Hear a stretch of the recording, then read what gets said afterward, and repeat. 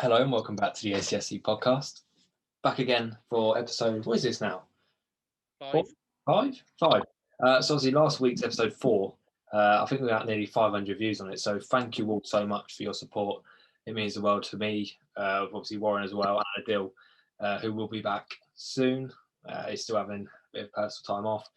He's loving watching all the episodes as more of a viewer instead of actually being behind the camera for once. So can't say it's the same, but a bit of a different episode, recording this on the Monday. So I think the big breaking news this week, and obviously come out today, is Frank Lampard no longer the manager of Chelsea. I think even last week we were sort of discussing it, so maybe in an episode before. Obviously, I think he might get time, but as we so know, Chelsea haven't given him time. Some just quick stats off the back is obviously he has now actually gone down as the worst, effectively on stats, the worst manager Chelsea have ever had on points per game. He only actually got 1.67 points, and only Andre Villas-Boas had worse win rate than him at 47.5 compared to Lampard at 52.4. So if you go by paper, he actually probably was one of the worst Chelsea managers ever. But I don't think that's the case. No, I don't either. Obviously, it's been over the news all day, and obviously I've been listening to the radio. I think the worst thing is well for Chelsea fans. Obviously, them getting rid of him now. Why didn't they just wait until the end of the season? Uh-huh. Well, obviously, with another manager, they've got obviously to come in. They're not going to have. Well, I doubt they're even going to be able to bring anyone in. Obviously, with the closure of the window. I think the rumoured name a lot today has been Thomas Tuchel. And I think that's from we're seeing a lot of reports on Twitter. It's very close to being done because obviously he's a free agent after being sacked by PSG. But it's an there's a lot we can actually discuss, and we'll talk and break this down a little bit into more detail, etc. I think a few of the things I've sort of been thrown around is obviously 5 defeats in the last 8 games doesn't look the best. But if you go back to December when they beat Leeds 3-1, they went top of the league, and it's only end of January now. And obviously, don't get me wrong, they have been on a really bad run of form. But has things really been that bad enough to warrant sacking him a month after being top of the league? What are they points-wise behind top? Off the top of my head, I don't know. It is probably about 10, 11 points now because it's not a massive gap this season. No, it's not massive at all. And obviously, look at how close this is this year for the Premier League. And obviously, I know it's going to be hard for the top 4 and that to start losing points unless you're Liverpool, which they are at the moment. That's easily gained. And obviously, they're still in the Champions League as well. I don't understand why they've made this rash. Well, right. Saying that, it was reported probably about a week or 2 weeks ago. I think I heard it on Twitter. I think it's been an ongoing thing, obviously, since we beat them 3-1. I believe it was Boxing Day. There was always these reports internally that there's things going on behind the scenes. And I think this is a big culture of Chelsea. And I think this is a big problem is, I said this a few episodes ago, he needs time. And I think this is the difference is what Arsenal are giving Arteta. If you give a manager time, things, and even look at Man United with Odergaard Solskjaer. I'm not the biggest fan of him personally as a manager, but they've given him time, even like very close to sacking him last year, rumoured to bringing in Pochettino, etc. Yeah. Now top of the league, flying the league, look very worthy of champions this year. Still in the Champions League, beat you guys last night in the FA Cup. Things can happen if you let them give them faith. Did you say Man United are in Champions League? They're not, are they? I'm just getting this wrong. Yeah, they're out. Very true. But this is what I'm saying is you look at it is they're flying now under him. He's got them firing with the correct players going forward. Bruno Fernandes. A name that keeps getting mentioned. But a few things I think personally he could have had time, but 2 things I think sort of highlighted that probably went wrong for him was his tactics. I don't think he got on correct. I think I seen a report the other day come out of Julian Nagelsmann, obviously the license manager. He was sort of coming out saying about Werner that Lampard isn't playing him right, and things like this. And I think that's probably a big downfall. But that comes with being an inexperienced manager. He's not like James who's been around for 10 years. He's still learning. And another thing I've looked at these key player forms. Obviously, we mentioned Werner there and Havertz. These players who, when he spent £200 million in the summer, you got to hit the ground running. It was saying that even as Ziyech, obviously, he had a great start. He did. Got the injury. He's come back. Obviously, I don't know. I don't think he's played so many games, but obviously he was banging in goals and assists when he first come. Yeah. But I heard earlier, obviously, you can't expect most foreign players to come into the Premier League and to settle and being top goal scorers in 6 months. You can't. Well, I could sort of mention back to with Arsenal. Look at Nicolas Pepe. We brought him for 72 million after dominating the French league, and what has he actually done? Nothing. It's one of them. It doesn't always happen, and obviously, I understand, but the price tag and the hype around Werner, I still think Werner is a world-class striker. He's young. He's got everything ahead of him, really. He just needs a bit more confidence, maybe like someone to play him in the right position or right tactics. And he'll be firing again. He's not one of those people that are dual on it. He'll just keep going and going. And obviously, it doesn't help with the backlash he gets on social media. But I think it's a massive confidence thing. And like everyone says, form is temporary, but class is permanent. I think he's still a world-class player. And given the right backing and the players, I think if you looked at the way Leipzig play, it was always around him. The ball was either knocked long to him or there was always something going through to him. Whereas at Chelsea, it hasn't really been like that. And it probably didn't help his confidence yesterday, obviously beating Luton Town 3-1. Abraham bagged the hat. If you look at it and you're what we say is against his opposition, players for his position are bagging hat-tricks, that's not going to help. But again, it all comes back to Chelsea and Roman Abramovich. I think I was seeing the stat this morning. Without paying off Lampard, which he's going to have to, he's had to spend 110 million paying off managers since his era. I did see that. It's ridiculous. It's money talks. Obviously, who would want to go in there right now as a manager?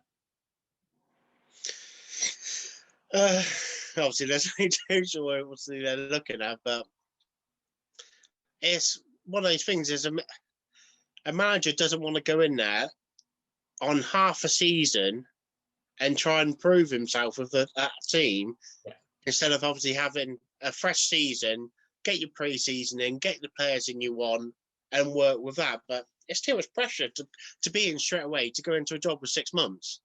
Because realistically, the aims, he's still going to have to get top 4 this year if you walk into that club. Yeah.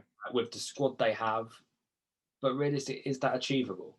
You've got Leicester firing. You guys, I think you'll still bounce back. We can talk about that more detail in a minute. Obviously, we're sort of fighting up there. You've got United. You've got City. You're absolutely flying again now. There's so many teams around them that are doing all this work. It's going to be a big ask to come in and get Champions League football next season. I reckon the best for them would be Europa. They'll probably get, but I can't see them top 4 is too strong at the moment. No. But obviously, that's the big headlines, I think, from this week. Obviously, this comes out on the Friday, so by this time, Thomas Tuchel's probably set to be announced as manager. But I thought we can know another topic we want to sort of discuss a bit more is obviously you guys in Liverpool and what's been going on in the last, really since the start of the year. I've seen a lot of reports on Twitter saying Klopp's been found out, and I completely disagree with this. I don't think he's been found out. Obviously, it's not been your best of seasons, admittedly. I think it was mentioned on the United game the other night, not the one last night, the Premier League game, is that obviously your top players in obviously your wing backs, Robbo and Arnold, have not been firing the same way this year. Your front three, not effectively been doing a lot. I've seen a lot of calls for Firmino to be completely dropped. The thing is, there's no one to replace him except for Origi, but he's not, I wouldn't say, exactly the most talented footballer. No. There seems to be all these problems have all come up at once. It was always that thing, wasn't it? With when I said, obviously, before we had Van Dijk and we had Alisson, it's going back to obviously Karius with that Champions League. It's like anything. If your defenders can't trust your goalkeeper and your goalkeeper can't trust your defenders, Yeah. You're going nowhere. And Fabinho's done fantastically for us. He's obviously easily been our best defender. But having our youth squad defender and Phillips as well, which you'd probably call youth, and Henderson, who's not a centre back, it's hard. And when you're coming against a team with that much calibre, and to go against inexperience, you've got no chance. And this is sort of addressing the things with the whole Klopp thing. I think it's far from it. It's just all this stuff is all mounted in one go. Yeah. I don't even think people like Fergie could have got you guys out of this situation. It's one of them that you just have to manage the best situation you can. Yeah. I know at the end of the day, you're going to come out stronger than this, and no doubt when your guys have been back on form. I think it was Jamie Carragher who came out and said it is. There's not been, I think, any club have ever suffered this where every single one of your star players has hit rock bottom of form in one go, and that's been a massive issue. Obviously, you haven't got the wing backs providing them crosses in and them support, and I think that's probably one of the key areas downfall is they have been so dominant in those positions for the last 2 seasons. Without them, you notice it more than anything, I think. It's one of those things as well. Obviously, with not having your starting back two, is it obviously them I know they are getting forward, but are they hesitating sometimes because they know they've got to run back straight away? Yeah. With that, obviously, they knew do that with their pace. They know it's going to be covered, and then they can just do what their free roll. They can do what they want. Yeah, because obviously, I think the worst game I've seen Arnold have was it a few weeks ago when he lost the ball something like 45 times in one half, and he got sucked off. And I think for a lot of people, I think that puts perspective. He's not. I wouldn't say he's not untouchable as a player anymore. Obviously, I think there's no denying. I still think he's arguably the best right back up there. Everyone has a bad day, but obviously how consistent he has been. And I think it's one of those things, if we said, I think we mentioned, me and Adil mentioned it before, is he's a downfall of his own success. He's been so good since he sort of hit the scene. He's a but Champions League winner. He's won the Premier League. He's done all this at, what was he, 21? 21 now, I think.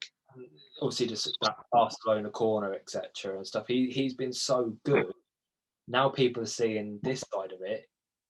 They're so quick to jump on it. Yeah. I think obviously, is it one of them that obviously with these whole positional issues, is he not one that you could think about moving into the centre mid?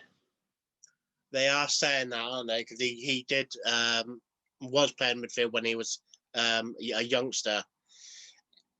Perfectly could, but obviously we've got to then find cover, depending on how Nico Williams or that comes along. Yeah, where you can obviously interchange them, and obviously he can get Trent can then go into midfield, which I think would be perfect for midfield. Obviously, everyone criticises him. Obviously, everyone doesn't rate him as a defender as such. He's better attacking. Yeah, if you kind of add Hendo or Fabinho, when obviously he can go back in the mid, or even with Thiago, he can then start pinging those balls for a playmaker. Yeah. And I think there's one other thing I think we can bring up, obviously. I think we touched on it a little bit last week in our transfer talk, is obviously Martin Odergaard. A massive, I'm a big fan of him. Obviously, time at Real Sociedad. Obviously, I think a lot of people forget when he first come onto the scene years ago when he joined Real Madrid. 15 years old, wasn't it? He's a centre, meant to be the next wonder kid. And he's obviously been around for a while, but very close. I think it's set to be announced tomorrow. Which will be Tuesday, is obviously an arrival at Arsenal on loan. I'm very excited about this one to see coming in. I think I did sort of mention it. My worries was that are we just getting an Ozil version 2 in a way that, in a sense, obviously being a fan, but they're very, I'll sort of say, sort of similar type of player in that you don't see him as a box-to-box man. He is that old school number 10 role that is sort of predominantly dying out within football. Like that kind of Ericsson you kind of talking about, we'll see who will pick that perfect pass out or put the through ball through. And if you look at all the highlights of him, he's got all the technical ability. Yeah. But I think we've been there before with Ozil, and I just don't. want to see that happen again. But I'm hopeful. I think he could be a very big game changer for us because it's all been mentioned. We all sort of know this season we've been lacking that creative midfielder since Ozil got dropped out of the squad. No denying that Arteta has shored our defence up a lot. We're not looking as fragile at the back in midfield, but that come at a consequence of having that creativity lacked down. So if we can get him in the squad and gel in, I think we could have a really good back end of this season. It's an interesting one. I hope it works, personally. You've got to give him at least a couple of games first. Well, we got United at the weekend. He can bag a hat-trick. I'll be happy. You reckon you'll start him on the weekend? It's a hard one to say. Obviously, there's no quarantine rules. I know that he's allowed, if he passes brings a negative test back, he's allowed to join straight into the squad, which is a massive boost for us. I don't know if I'd start him personally. I'll probably have him on the bench at least, sort of see where the game goes. It's going to be a massive game for us against United. 10 minutes to go, because obviously he's not going to know any tactics or anything, is he, virtually? Like that. I think it all depends on the game situation. If we go into that game, it's one of them very close game going into the last 20. I'd probably bring him on.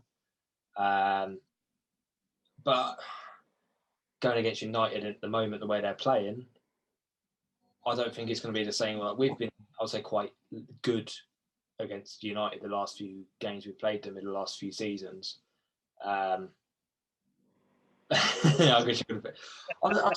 want to say we're going to win it, but I really don't know with the form they're in at the moment. Bruno Fernandes stepping up again. Obviously, he can actually do more than score penalties. So a lot of people say he scored that free kick now. Rashford, what a pass that was, got to say, for Greenwood. I can't comment. I fell asleep second half. It was an absolute blinding pass, I've got to admit. Greenwood got a bit of game time, looked really good against Robbo, I've got to admit. I don't know if you've seen Greenwood's first goal was good. Great finish. Do you not see Robertson trying to shout at him to put him off? Yeah. But I don't know. I think United going forward now are incredible. But again, I think it's down to that situation. Defensively, are they good enough? But they were saying obviously the first game in the Prem for Liverpool Man United, obviously with the attack we give them, they were saying we can't have Bailly because he's too lethal. He's obviously going to get a red card. That's why they had Lindelof in there with. They've got numbers at the back. They've got plenty if that one gets injured or that. But even go forward, even better. I think they're all round squad at the moment. But the one I don't realise with why they spent all that money on Van der Beek, he ain't done anything. He barely plays. It's an interesting one that I've seen a lot of conversation. I like him as a player. I think he's a very good technical player, but they didn't really need him. I don't know if it was going to be more of a replacement for Pogba, but Pogba's an interesting one that I think since, I'd say, November time, he's stepped his game up again. He's actually performing again. He's dictating. I don't understand it because they're winning. That's the thing. If they're not winning, he don't want to be there at all, does he? I know, I'll get that, but I think Pogba is one of them. He's a bit like the Ozil equivalent. He's a scapegoat. He's such an easy target to go to when things are not going well.